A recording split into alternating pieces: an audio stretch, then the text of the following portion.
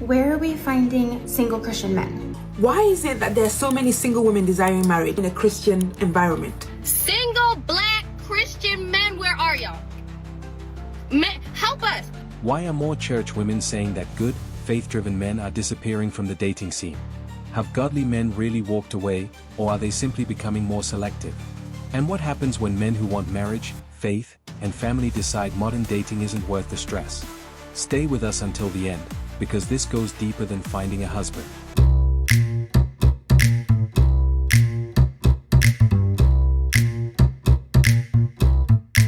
Okay guys, stay with me. I want to know, why is it that there are so many single women desiring marriage? And I'm speaking about in a Christian environment.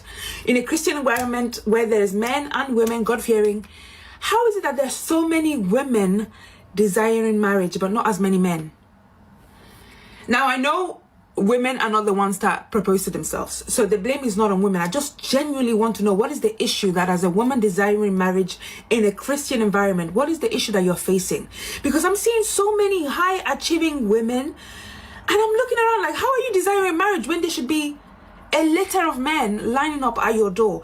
And now I want to know, is it that the men that are in the churches are not doing it for the women, or is it that the men are not interested and they would rather bring a woman from outside the church inside the church? Or is it that the men are not interested? What is the issue? I want to know, what is the issue that you seem to be facing? Because I'm it's just always confusing to me, because I'm like, there's 90 single men in this church. How are you telling me that not a single one tickles your fancy? Or are you telling me not a single one is interested in you? Like, I want to know genuinely, because I want to know, what is the issue that you face? What is the issue that you personally think is what's hindering women from getting married? For many Christian men, dating isn't just about attraction. They want faith, loyalty, marriage, family, and shared values. But when dating repeatedly feels stressful or emotionally draining, some men may decide that staying single is easier than constantly searching. That creates frustration on both sides. Is anybody else feeling so frustrated with the fact that they're single? Like, I understand that it's God's timing, and when I tell you I trust in that man with my whole life, I mean it. But it doesn't change the fact that I'm still frustrated about it. And that's okay, because I'm being raw with my feeling. God wants us to bring our feelings to him and be vulnerable with that. And if I'm being vulnerable, I'm so frustrated. And I know I can't be the only one. So if you're feeling the same way, let's talk about it. What are you struggling with? Because I know I can't be the only one that's feeling this way. And it's so frustrating when people tell you it'll happen when you least expect it, or are your standards too high, or like all the other things that people tell you. Because I have faith in people. I know that there's wonderful people out there. I'm not saying that the dating scene is trash or anything, because I know that there's wonderful people. I think social media has clouded a lot of things and made it more difficult for people to find authentic relationships. But I think that there's wonderful, wonderful people out there. I'm just saying that I know I can't be the only one that's feeling so frustrated in this season of my life. And I know that God will provide, but it doesn't change the fact that I'm so frustrated. So if you're feeling this, or if you resonate with this, let's all talk about it, because I don't think it's talked about enough. Women may want a godly man who is serious about commitment, while men may question whether the relationships being offered actually match what they want. When expectations feel one-sided, walking away can seem easier. Where do the liberal Christian men hang out at? Because I'm not finding one. You know, the type that love Jesus but also think everyone deserves equal rights. The type that will go to church with you on Sunday but then take you out to brunch with mimosas after. You know, the ones that believe that women should have a right to choose what to do with their body. Even if they personally believe a certain thing, they know that they are not a woman, so they should not be making that decision for you. The ones that love Jesus and his word, but understand that not everybody lives the same lifestyle as you, and we cannot use religion to push laws. The ones that like that my Spotify Wrapped went from Waymaker to Paint the Town Red and doesn't have an issue with it. Am I looking for a unicorn? I feel like I had that in my last relationship. We had all of the same values. We loved Jesus, but we also loved people. And we loved making sure people were loved by us, this version of Christianity. Where is that? Some men also feel that modern dating comes with expectations they don't want to accept. They may be willing to provide and protect, but they also want appreciation, loyalty, peace, and partnership. If those things feel absent, remaining single may seem better than entering a difficult relationship. And that's where the conversation gets uncomfortable. Nothing makes a woman more angry than seeing a man happy. Okay, especially happy with your own personal life. If you're around a woman or if you're dating a woman and she sees you're genuinely happy, she's sitting there going, wow, look how nice of a guy this guy is, going on in his own life, going about his own time, going about his own terms, liking what he's doing, in a state of peace. Oh yeah, watch her try to add some confusion and some complexity. Watch her try to just find things to say and find things to do to make you do more for absolutely no reason. Watch how angry she gets and watch how frustrated she gets just seeing you at ease and at peace. If you like watching that sports game on TV, watch her make comments about it, how it's a waste of time. If you like playing video games, watch her say what a waste of time it is. If you do something productive and you like to go work out, watch her tell you that all you do is sit in the gym. And if you're pretty good at making money, watch her tell you how boring you are because all you do is work. No matter what, you will not be able to win because their natural nature is to deceive you. A man can be religious, responsible, successful, and serious about marriage while still rejecting a particular woman. Being a godly man doesn't mean accepting every opportunity.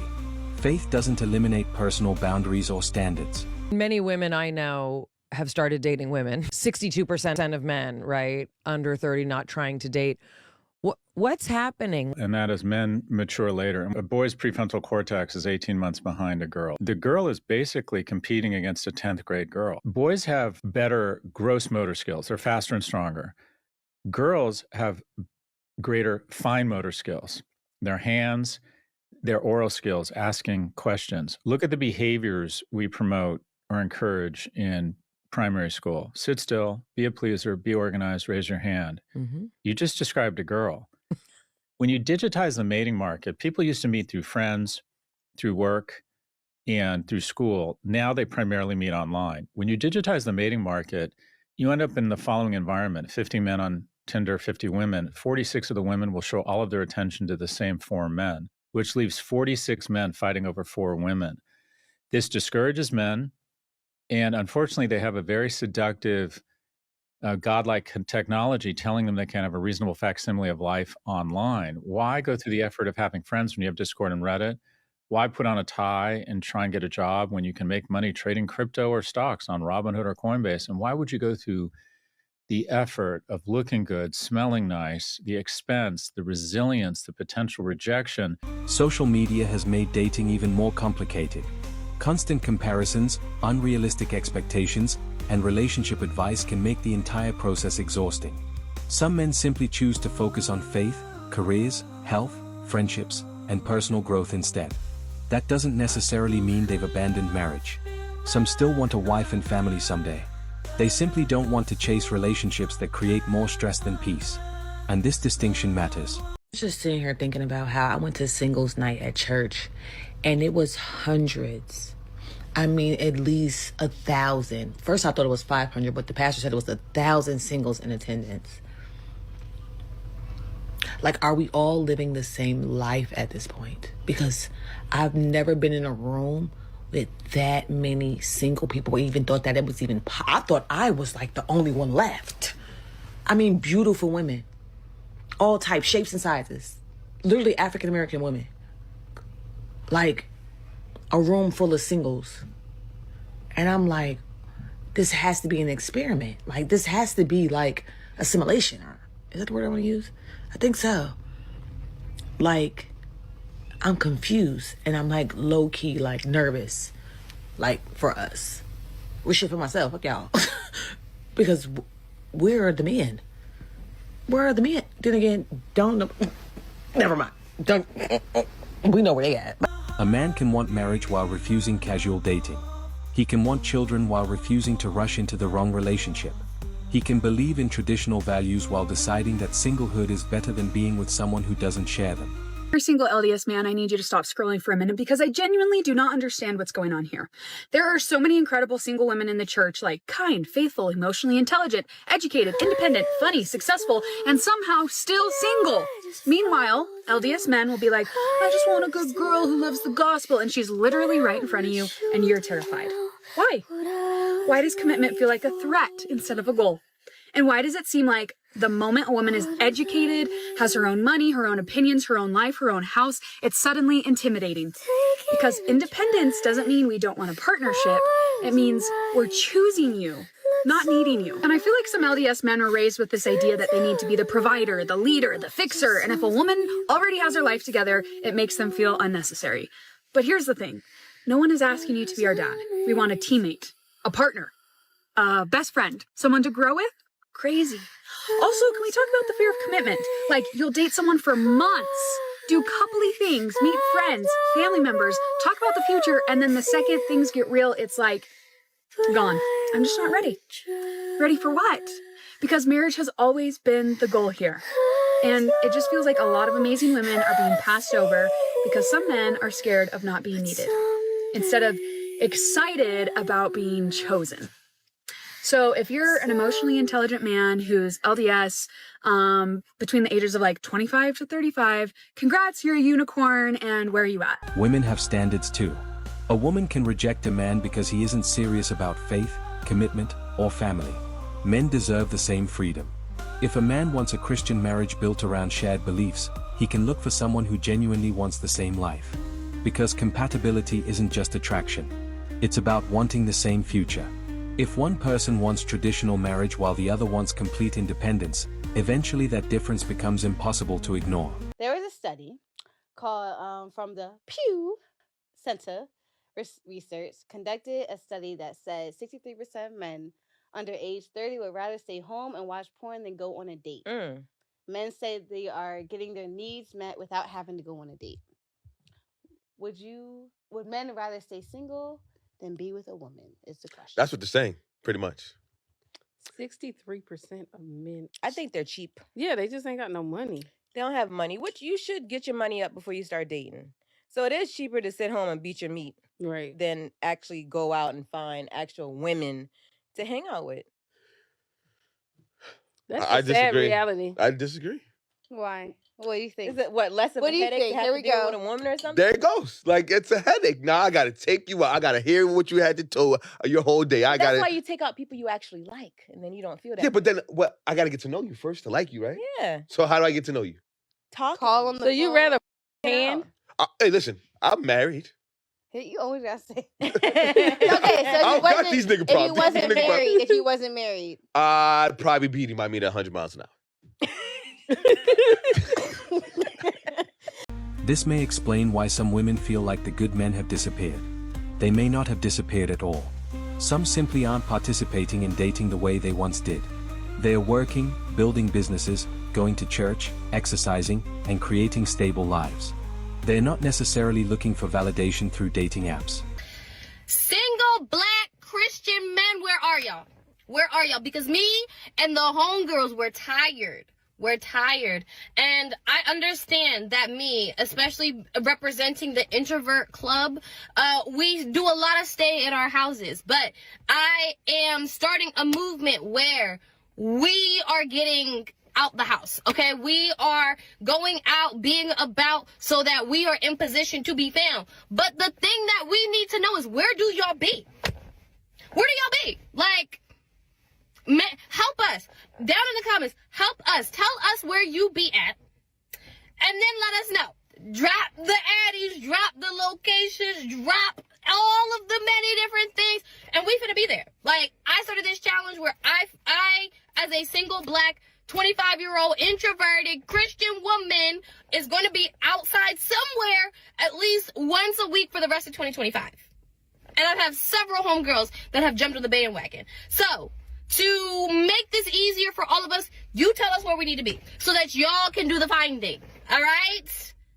I'm ready for the wedding season! Me and the homegirls, we're tired! Help us! So what would actually make these men return to dating? Probably not more pressure. A healthy relationship has to offer something to both people.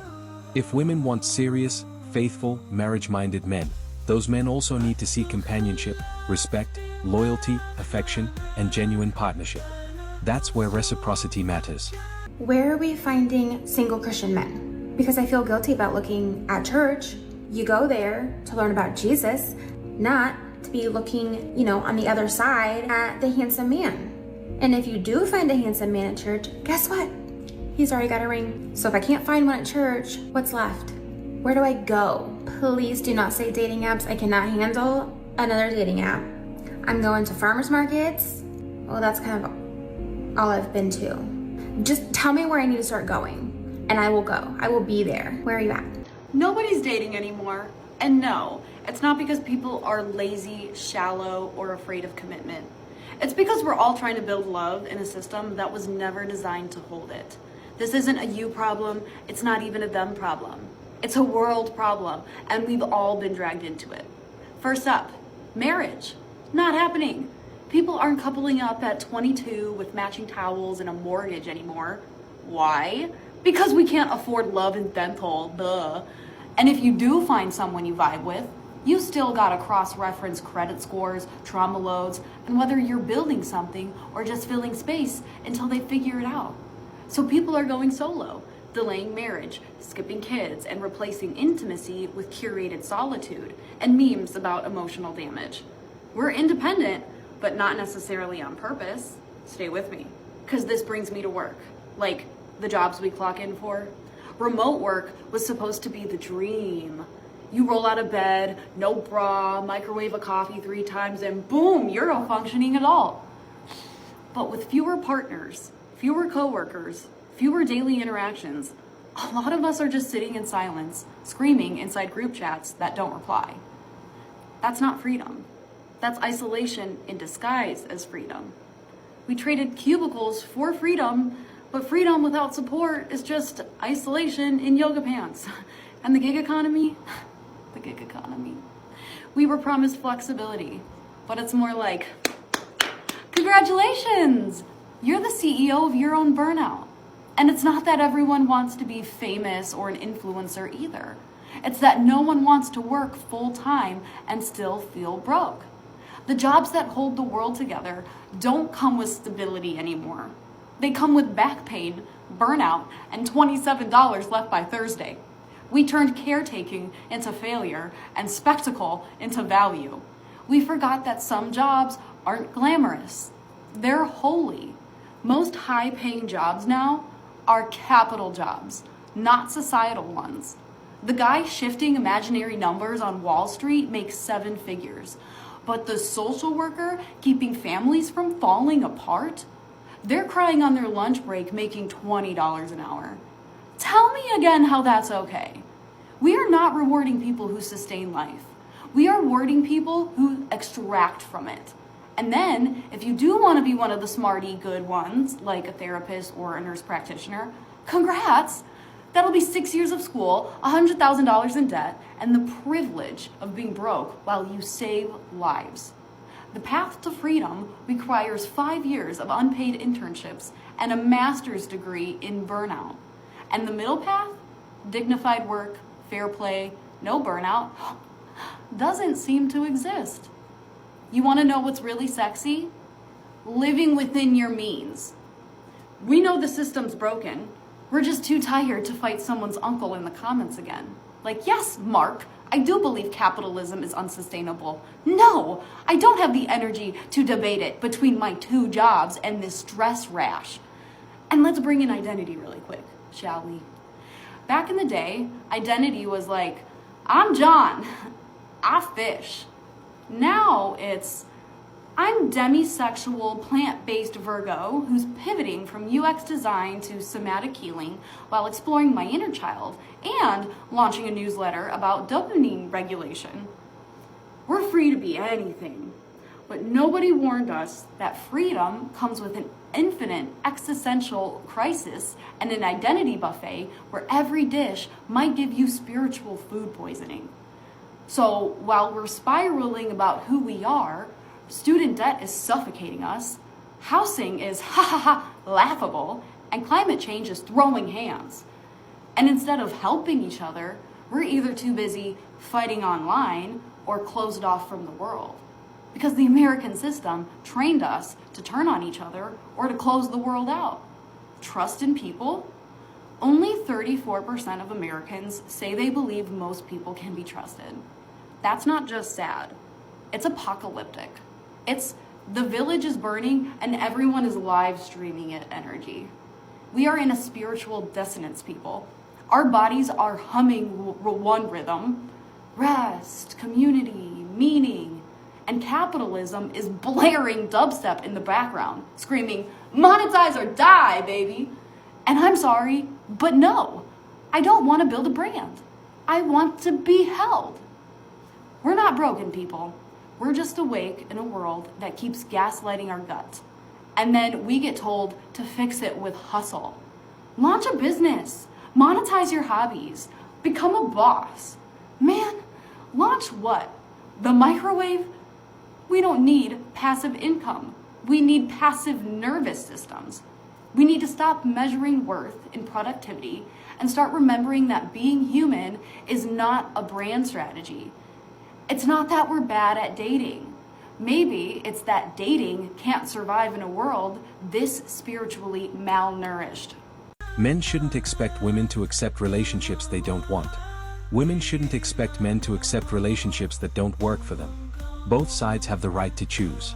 So have godly men really walked away from dating? For some, yes. But walking away from dating doesn't mean walking away from faith, marriage, or family. It may simply mean refusing to settle for a relationship that doesn't align with their values. The good men may not have disappeared. Some may have simply stopped chasing and started waiting for genuine compatibility. Men stopped playing by the rules, and now everyone's freaking out. Let's break down why silence has become the loudest move.